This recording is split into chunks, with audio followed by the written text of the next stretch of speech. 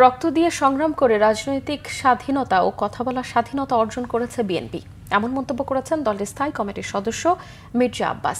বিকেলে Bangladesh photo journalist association আয়োজিত ইফতার ও দোয়া মাহফিলের অনুষ্ঠানে এসব কথা বলেন তিনি। এ সময় দেশ ও দেশের বাইরে থেকে তার বক্তব্য বিকৃত করে অপপ্রচার করা হচ্ছে বলেও অভিযোগ করেন মির্জা আব্বাস। বলেন, অন্তর্বর্তীকালীন সরকারের সংস্কার বিষয়ক কাজ নিয়ে কথা বলায় তার বক্তব্যকে ভুল ও অপব্যাখ্যা করেছে একটি মহল।